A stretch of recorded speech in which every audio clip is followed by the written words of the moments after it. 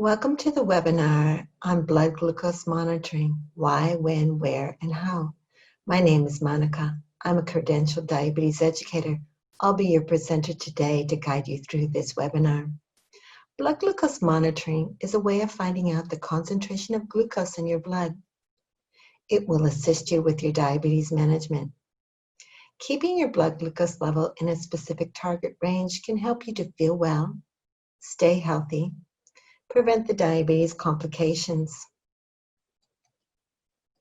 Let's look at the content of the webinar and the topics that we're going to be discussing. First off, how the body uses glucose for its energy source, how carbohydrates affect the glucose level, the reasons why you may choose to monitor. We'll look at two different methods of monitoring with your blood glucose levels, the HbA1c and the traditional finger pricking using a meter. We'll discuss the targets also. When to monitor. We'll look at some common times and using meaningful monitoring. How to monitor. We'll look at a video and we'll look at the meter and how to use that. Where to go to get a meter. Flash glucose monitoring, a different way of looking at your glucose levels. We'll discuss who can help you and how to get advice. Why are we looking at glucose and carbohydrates? They give you energy. Our body needs energy for it to function well. What is our body's main source of fuel? Glucose. It's a bit like a car needing the petrol to run. Our body needs glucose for it to run smoothly. Carbohydrates break down in our body into glucose. We eat carbohydrates and it gets absorbed into our blood, and therefore the glucose level goes up. So some healthy examples of carbohydrates are breads, pasta, noodles, rice, all the fruits, starchy vegetables such as corn and potatoes, and dairy, except for the cheeses. Glucose is also stored and released by your liver. That's when you're not eating. An example of how your glucose gets into your blood is if you eat a piece of bread. That bread is carbohydrates.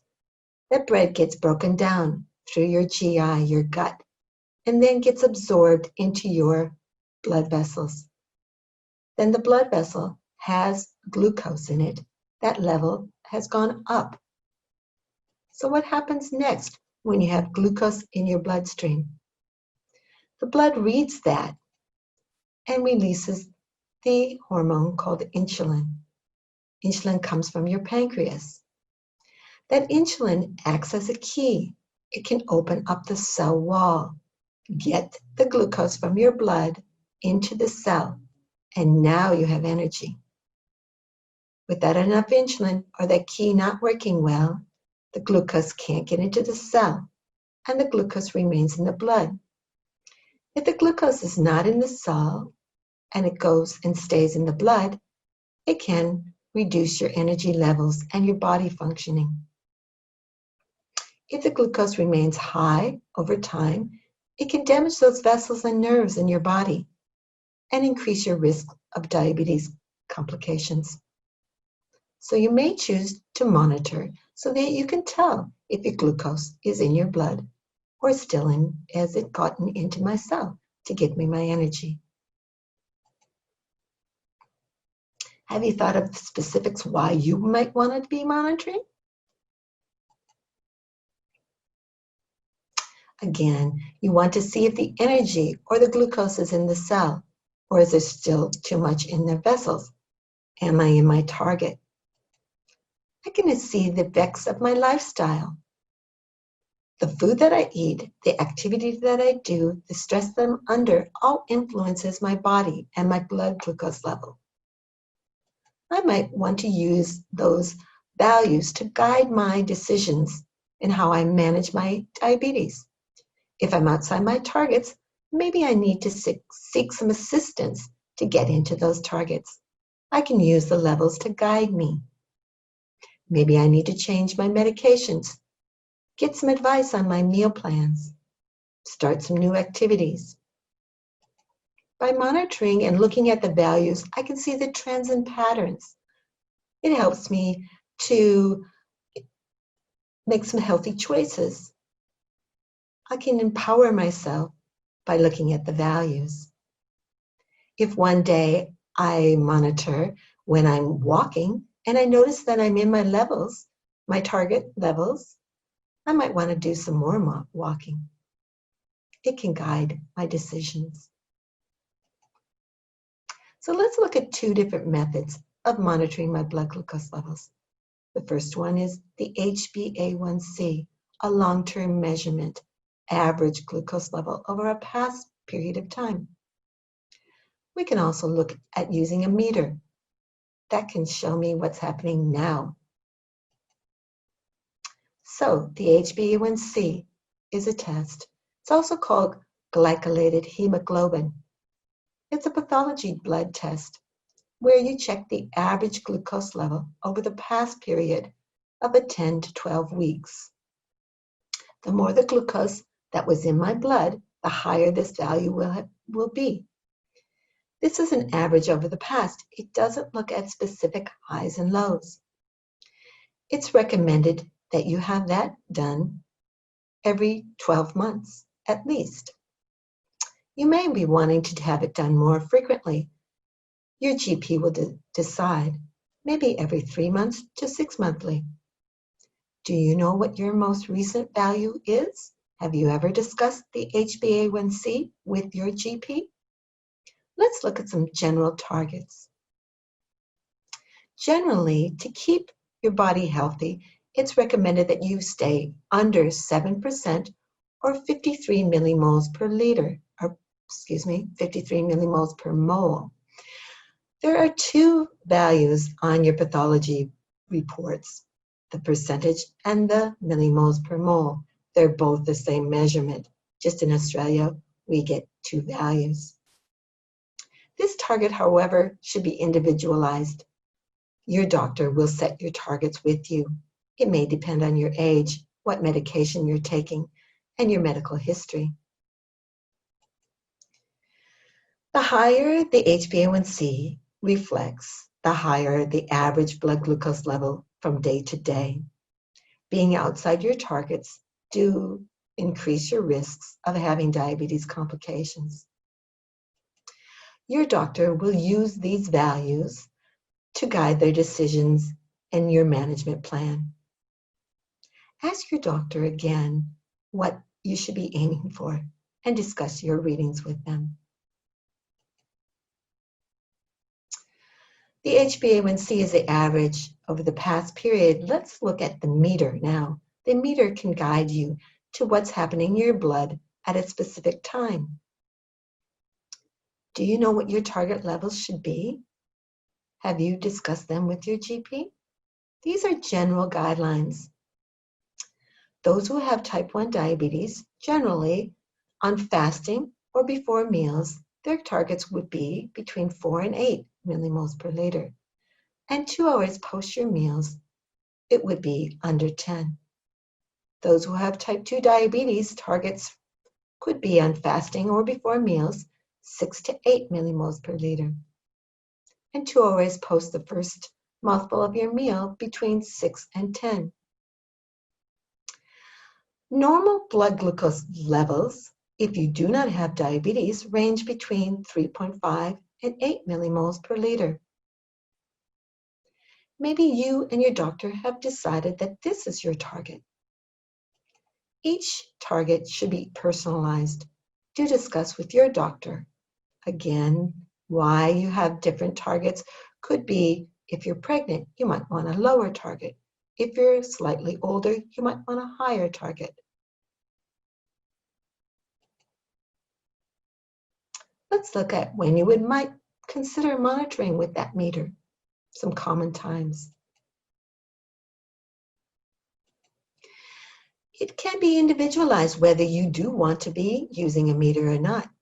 Those who manage their diabetes with diet and lifestyle and medications such as metformin may not be required to monitor their daily blood glucose levels, but may be instead guided by that HbA1c, the average long-term result.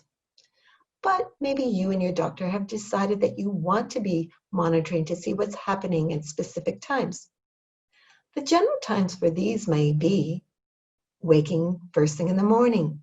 You want to see what's happening when you're not eating, fasting over 8 hours.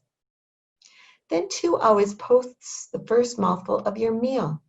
You can look at to see what happened to that glucose that you've eaten. The carbohydrates got absorbed through the blood. Is it in my blood still, or did it get into my cell?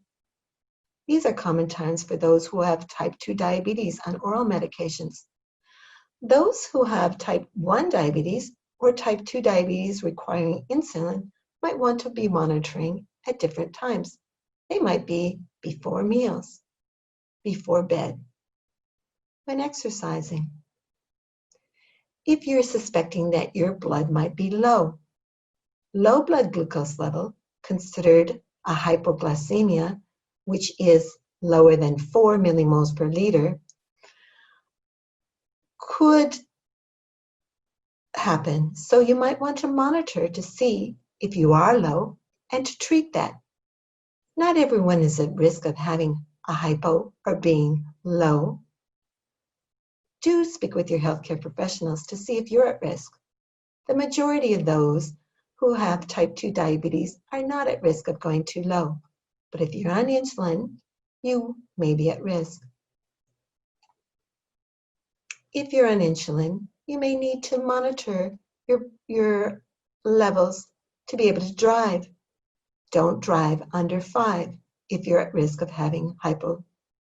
Again, discuss all this with your healthcare professional to understand it more thoroughly. There's a couple other circumstances that you might want to monitor more frequently. If you're changing your habits, becoming more or less active, changing your medication, you want to be able to see if you actually achieved your targets. Have these changes to help you to get the desired effects. It's also recommended or advised that you monitor more frequently if you're stressed or unwell. This can help you to seek assistance from your medical team if you're over your targets. Meaningful monitoring. We want to monitor when it is appropriately used and to guide you with your decisions. You might want to document on your record sheet or in your meter what's happening to your body so that it means more to you than just a number. You might want to record when you're starting a new program, when you're unwell, if you're doing something different with your diet or your exercise. Do not monitor too close to food. It will be elevated, ideally to test 2 hours or more after you've eaten, making sure that you've washed your fingers. Always monitor when you're actually going to be using those readings, not just for the sake of, I need to monitor. When will I use those readings? Maybe if my HbA1c is elevated and my doctor wants to know specifically what times it might be and how often, then I might monitor again in the morning, 2 hours after my meals. Maybe I want to monitor before I see my specialist to guide me with some more values to discuss how I'm going. Don't monitor too frequently or repeat that value testing on one finger and then another. You might get sore fingers, but you will also notice that you will get different values.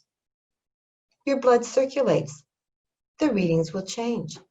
Your blood glucose levels rises and falls quickly. There's numerous things that influence your blood glucose levels.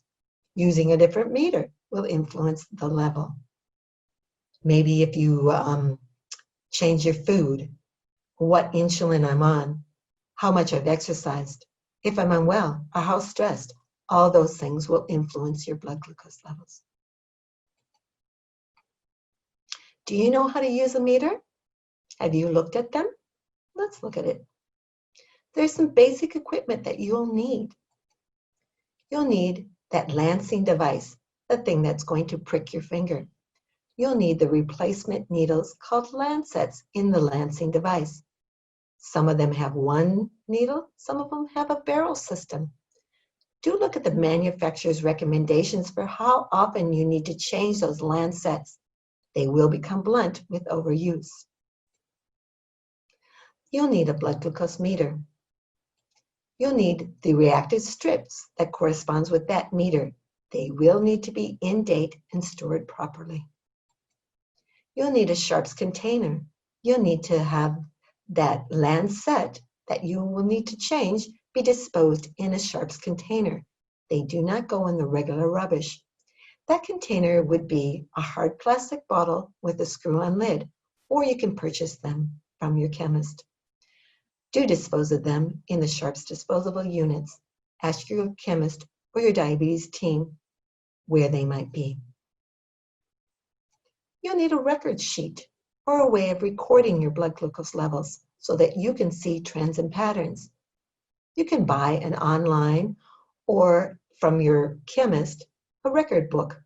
You can download your data on some meters using apps. Yes, here in Australia, there's a variety of types of meters. There's a couple here. They come in different sizes. Some, the port where you put the strips lights up. Some have different types of lancing devices. Some may have smaller strips. Some might be easier to handle for you. Some may require more blood. Some speak with your mobile phones and offer software to download the data. This one here on the right is called CareSense N. It is for the visual impaired, and it can speak with you. Do discuss your issues with your diabetes team to see which one might suit you. All of these meters that are sold here in Australia must meet international meter standards.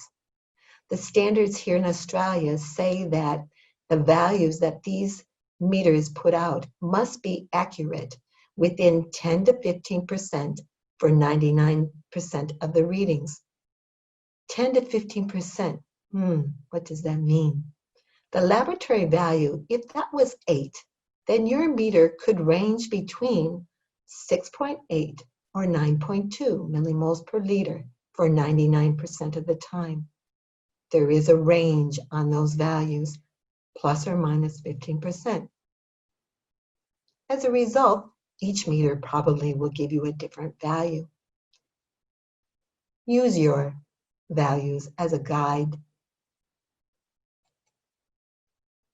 So let's look at a practical session on how to use a meter. You'll watch this video. This is just a one type of meter. If you've got questions on your meters, speak with your healthcare professional. I'll now demonstrate how to use this meter to monitor your blood glucose levels. So I'll first remove a reactive strip from your pot, immediately closing that. To turn the meter on, I'll insert that strip into its guide there. The meter then will tell me when it's ready. It says now apply blood. I'll make the lancing device ready by cooking it, putting that on the end of my finger off to the side, getting a dollop of blood, which now will be red on the end of my reactive strip, applying a bit of pressure to that blood to make that stop bleeding. It's now 6.0. Can remove that strip, put that in the regular rubbish, and the meter will be turned off. I'd like to change my lancet needle now. Open up the needle, remove and push out the needle into my sharps container. I have a new one here. This is a lancet needle. I'm going to insert that and remove the cap. Putting the cap back on. Caulking to see if it's ready to go for next time. Let's look at some monitoring tips and tricks if there's any problems. Always wash your hands with soap and water before monitoring to get rid of any chemicals or any food residual pieces on your skin. It's recommended not to use the alcohol wipes as they dry out your skin and create calluses. Do note that some hand sanitizers will leave a film, and that will influence your reading and get you an inaccurate reading. So wash with soap and water. You will be using your fingers. It's recommended not to use the middle of your end of your finger, as that's the most painful, but off to the side towards your fingernail. Do rotate and don't use the same finger over and over. That can become painful and more calluses. Change your lancets regularly. They can become blunt with overuse. Look at your manufacturer guidelines for how often they need to be changed. If you can't get enough blood on the end of that finger, do wash your hands with warm water and rub your fingers together, increasing the circulation to get to those tips. Move your hands around. Do watch that the depth of that lancing device hasn't been bumped to a large or bigger number. If it has, it will be going deeper and might create more pain. Ideally, the smaller the number, the more shallower it goes. Why do you think you might want to be using a record book to document your sugar levels in or your blood glucose levels? So that you can discuss and see patterns. Yeah, you want to bring it with you to your appointments. Then you and your doctor have something to go by. But again, documenting what's happening with your health at that time. So if the readings don't seem right, what should I be checking? Have I stored my strips correctly? Have I taken them out of the pot and left them in the air? They must be stored in their pot, airtight, taking one out and immediately closing it. Ideally, using that pot up within 3 months' time of opening it. Do look at your manufacturer guidelines. Extreme temperature and humidity and altitude all can affect your readings. Watch that you store your meters correctly, not too hot or too cold. Keep it clean. If you're wondering if your meter is working well, you can use a control test to see if it's working well. Ask your pharmacist to control test your meter, or you can see your manufacturer and ask them to send you out solutions that you can use to control test your meter. Check that the expiration date has not expired on your strips. Do not use them if they're expired. Again, check that your hands are clean. You've washed with soap and water. Do not use alcohol wipes. Only use the wipes approved for those who have diabetes. You want to remove all chemicals and food from your finger, as they will skew the reading. Have you thought of where to go to get a meter? Your local chemist can provide you with a meter for purchase and the stock to support it. At times, they might have rebates or promotional stock that you can get a free meter from them. You can also contact the manufacturers directly via their website or their customer service support lines. They can offer you a replacement meter or an upgrade on your meter. Check online. You might see a free promotion. There's a wide range of meters that you can purchase online from the Diabetes Shop. If you become a member, you can receive 10% discount on any purchases.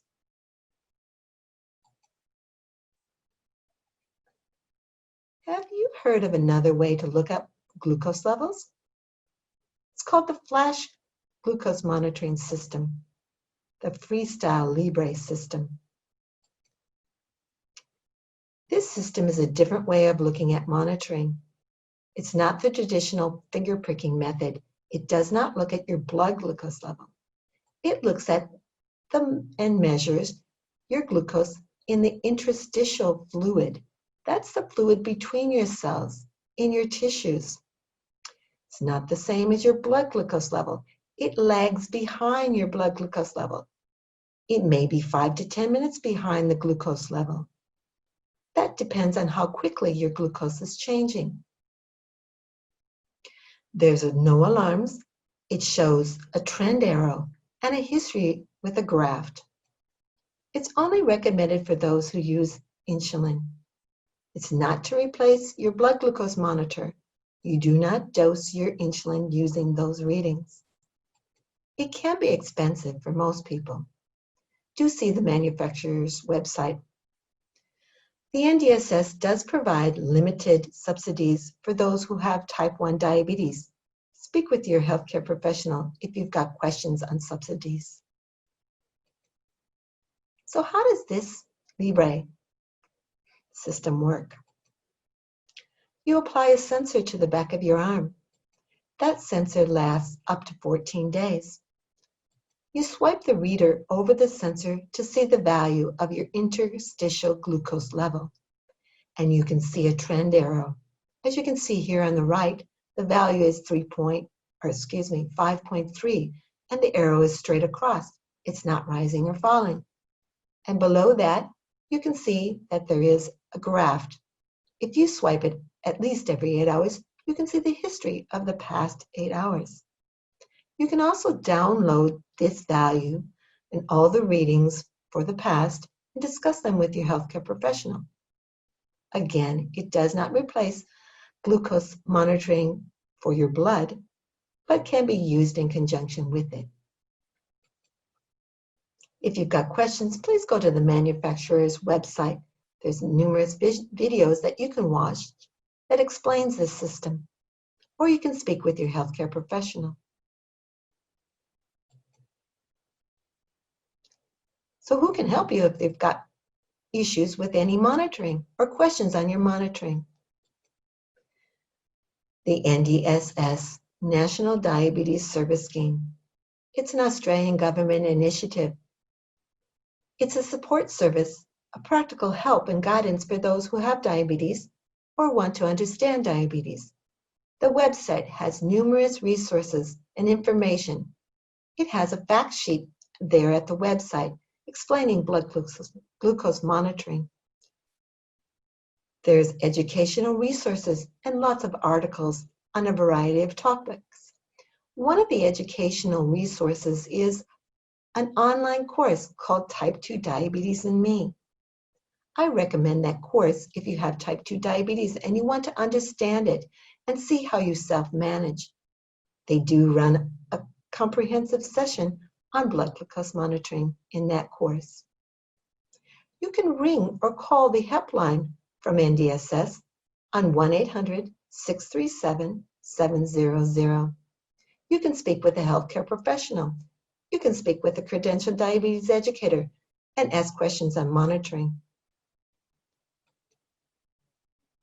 Who can help you in the community if you've got questions? Your GP and practice nurse. Your GP will set your targets for your blood glucose levels. They'll review how often and when you need to monitor. They'll review your medications. They'll order and review that HbA1c value. They can set a management plan with you. They can refer you to your other healthcare professionals. The practice nurse can answer all your questions and liaise with the GP. Your GP can refer you to the local diabetes center. That center may be located in the local hospital. You might be seeing an endocrinologist or a credentialed diabetes educator, a dietitian. Sometimes you can see a podiatrist. Again, your GP will need to make a referral.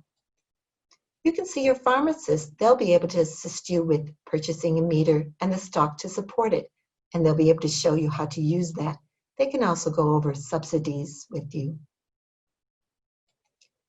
You can go and see a private diabetes educator. You will need a GP referral. These educators can answer all your questions on monitoring and any questions about diabetes management. Your endocrinologist, which is a diabetes specialist, can be seen either publicly through the diabetes clinic or privately. You will need a GP referral to see them. They can set your targets, review all your levels, order medications and HbA1c, change your management plans, liaising with your diabetes educators and your GP. To increase your knowledge and skills on blood glucose monitoring, you may want to join a face-to-face smart monitoring program in your local area. It is a 2-hour small group face-to-face program geared towards those who have type 2 diabetes. It's free if you are an NDSS registrant.